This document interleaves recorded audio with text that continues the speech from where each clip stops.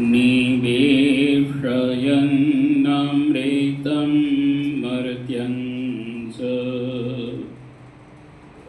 हिरण्ययेन सविता रथेन देवो याति भुवनानि पश्यन्।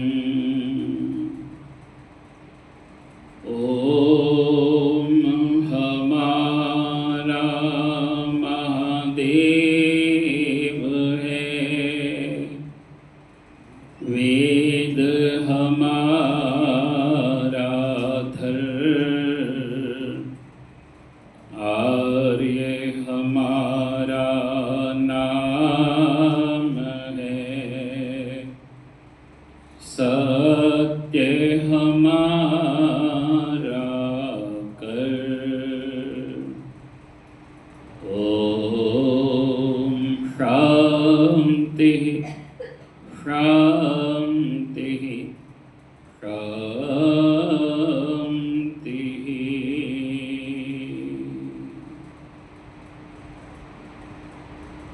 मांगलिक महासत्संग की वेला में सम्मुख समुपस्थित श्रद्धेय पूज्य माता इंदुपुरी जी, वंदनीय मातृशक्ति, देव के दुलारे भद्र प्रिय सज्जनों,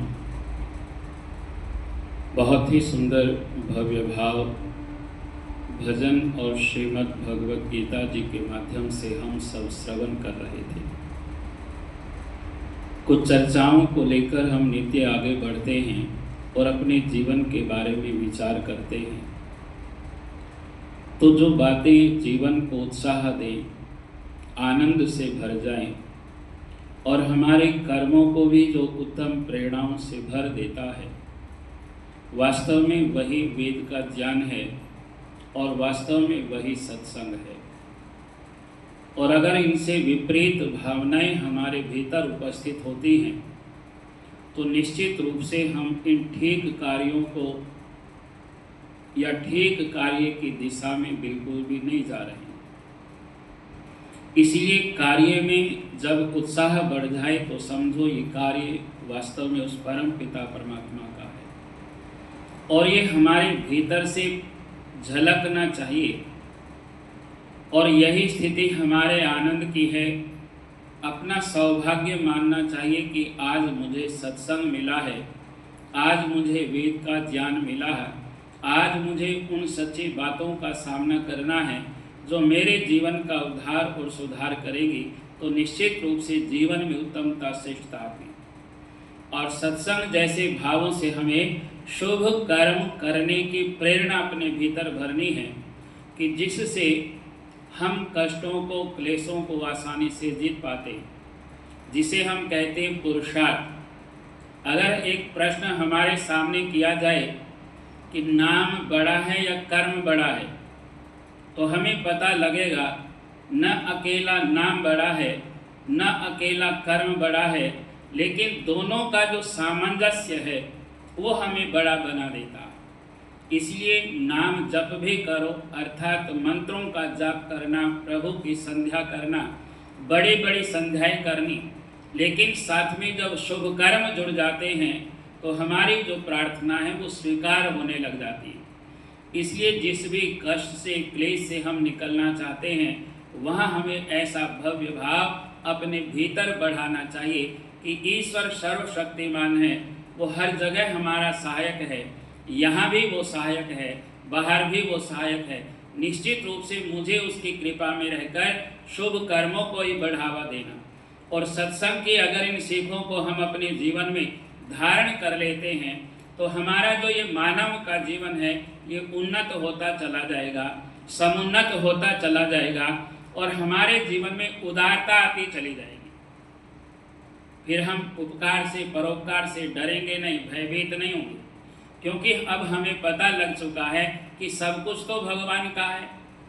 और जब सब कुछ है ही भगवान का, तो थोड़े दिन जो हमें मिले ही संसार में रहने के लिए, क्यों ना उनमें पुण्य धन को अर्जित किया जाए, क्यों ना अपने जीवन को पुण्यों से भरा जाए, क्यों ना अपने जीवन में मोक्ष की तैयारी की जाए, क्यों ना अपने जीवन को कष्ट और क्लेशों से मुक्त किया जाए।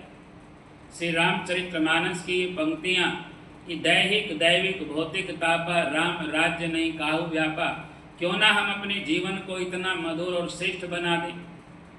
ये संभव तभी है जब हम सत्संग में बैठकर अपने जीवन को बदल लेंगे। बदलना भी उतना कि आमूल चूल परिवर्तन करना है। किसी भी बात की कोई जिद नहीं, किसी भी बात का कोई अहम नहीं, सब कुछ ईश्वर का है। इसीलिए वेदों में कहलवाया ईसा वास्यमिदं सर्वं यत् किंच जगत्याम जगत तेन त्यक्तेन भुंजिथा मातृध्र कस्य स्विद्धन, कि वास्तव में ये संसार तो संसार के मालिक का है। हम तो थोड़े समय के लिए मालिक बने हैं, हमारे बाद कोई दूसरा फिर तीसरा। मास्टर नत्था सिंह जी एक बहुत भाव लिखते हैं और उन भावनाओं में एक भव्यता वो दे जाते हैं और वो कहते हैं दादा ने मकान बनाया पोता निगाहबान बना। ये वास्तविकता है, क्योंकि हम सब कुछ जो कर रहे हैं वो दूसरों के लिए ज़्यादा। इसीलिए हमारे सध्यात्म जगत में अपनी आत्मा का सुधार करना सबसे बड़ा कर्तव्य है, जिसे हम कहते हैं अपना स्वभाव परिवर्तन करना। क्योंकि दुनिया में सबसे बड़ा मुश्किल है तो वो स्वभाव को बदलना है। जैसे चोर चोरी से बाज नहीं आता, जैसे चुगलखोर चुगली से बाज नहीं आता, जैसे बुराई करने वाला मौका मिलते ही बुराई कर जाता है, ठीक ये अवस्था अपने स्वभाव में मानो उसने रख ली। इसलिए क्या करो, स्वभाव को बदलना आध्यात्मिक होना है, परमात्मा का होना है। क्यों? क्योंकि यही तो वो चीज़ है जहाँ परमेश्वर हमारे हर कर्म का न्याय करता है। इसीलिए ये विचार, ये चिंतन अपने भीतर लगातार लाते हुए कि मुझे अपने जीवन को उन्नत बनाना है, अवनति की तरफ नहीं ले जाना, मुझे अपने जीवन को उदार बनाना है, अनुदार नहीं बनाना, तभी हम जीवन में आगे बढ़ पाएंगे और दूसरों के भी काम आ पाएंगे।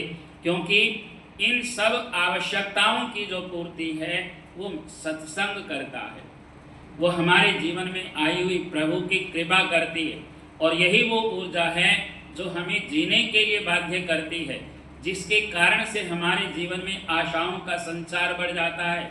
और भगवान से जब हम सच्चा संबंध मान लेते हैं, बना लेते हैं, समझ लेते हैं और उसको वैसा जीना भी प्रारंभ कर देते हैं, फिर वो पिता परमेश्वर जो सारी दुनिया के हर कण कण का मालिक है, हमारे लिए भी कोई कमी नहीं छोड़ता है। लेकिन ये समर्पण भाव दीर्घ काल तक उसका बना रहने से संभव होगा। इसीलिए ऋषियों ने कहलवाया हे ईश्वर दयानिधे भवत कृपयानेन जब उपासनादि कर्मणा धर्मार्थ का मोक्षाणाम सद्य सिद्धिर्भवेन्न, कि अगर मैं जब तप भी कर पाता हूँ, तेरा नाम ले पाता हूँ, तेरे चरणों में बैठ पाता हूँ, तो आपके हे दयानिधि दया की कृपा से कर पाता हूँ। क्योंकि मेरे हाथ में तो इतना भी नहीं। कितने कितने बहाने हमारे पास आते हैं जब कम से कम हम ईश्वर का काम करने लगते हैं, जब हम सत्संग की तरफ बढ़ने लगते हैं। कहीं हारी बीमारी है, कोई रिश्तेदार है, कहीं बाजार के काम है, न जाने कितने बहाने के साथ हमारे सामने हट जाते हैं। इसलिए आओ उन सब को जब हम तोड़ करके भगवान के चरणों में आ विराजते हैं, तब अपना मन पूर्ण रूप से भगवान के समर्पित करो। क्योंकि भक्ति हृदय से संबंध रखती है, और जब हृदय ही पवित्र हो गया, हृदय में ही भगवान समा गया, तो मानो सब कुछ हमने प्राप्त कर लिया। सो मातो सज्जनों, अपने जीवन में इन आवश्यकताओं की पूर्ति हम पिता परमेश्वर पर छोड़ें, हम अपना पुरुषार्थ करें और अपने जीवन को उत्तम और श्रेष्ठ बना करके मंत्रों की प्रत्येक ध्वनि को, प्रत्येक सत्य को, प्रत्येक सुंदरता को अपने जीवन में आध्यात्मिक ज्योत जगाने वाली समझें। और यही ज्योत है जो हमें दूसरों तक पहुंचानी है। और जब हम इस ज्योत में वास्तव में जलने लगेंगे, इस ज्योत को जगा लेंगे, तभी हम प्रेम का संचार इस विश्व भर में कर पाएंगे। परमपिता परमेश्वर की महती अनुकंपा बने कि हम इस प्रेम की ज्योत को लेकर के अपने घरों में पहुँचें, घर से समाज, समाज से राष्ट्र में पहुँचे, और हम सब एक दूसरे के भाई बहन बन करके सर्वे भवन्तु सुखिनः सर्वे सन्तु निरामया सर्वे भद्राणि पश्यन्तु माँ कश्चित दुख भाग भवेत का भाव पूरा कर पाएं। इन बात और भावों के साथ अपनी वाणी को यहीं विराम देते हुए आइए गहरे श्वासों पर भगवान के नाम का जप करते हुए ईश्वर का ध्यान करेंगे। कल से शरद पूर्णिमा प्रारंभ है, तो कल भी शरद पूर्णिमा रहेगी और परसों भी 6-7 तारीख की। इस दिन खीर का बड़ा विशेष महत्व है, जिसे बनाकर चंद्रमा की छिटक चांदनी में रखें और उसमें जो औषधीय तत्व आते हैं उसको खाने से, उसको प्रयोग करने से, उसको बांटने से बड़े शारीरिक लाभ होते हैं और बड़ा पुण्य मिलता है।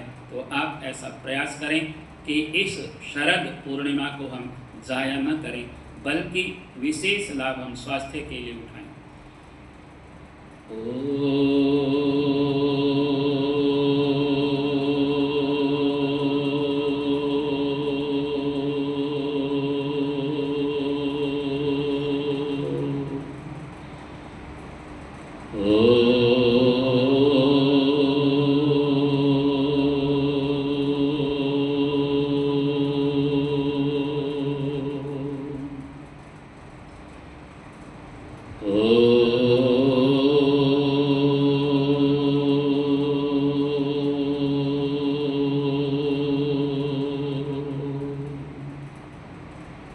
शांत होकर ध्यान करेंगे।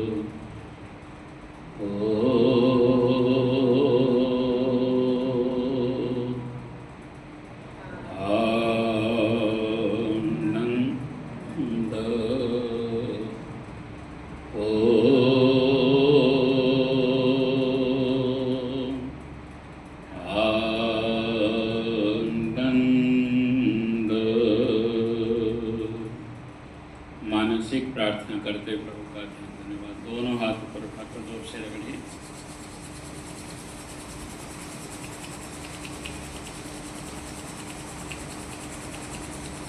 हेलियों को आंखों पर लगाएंगे। ओम द्यौः शान्तिरन्तरिक्षं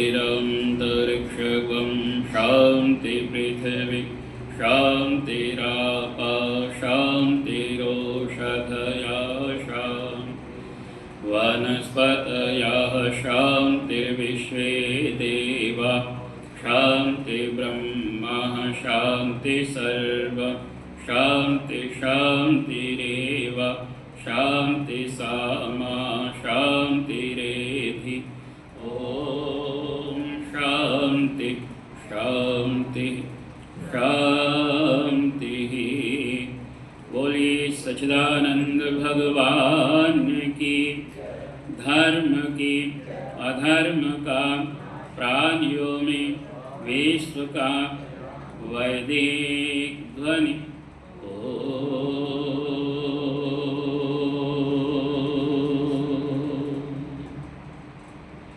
वैदिक अभिवादन, सभी को सादर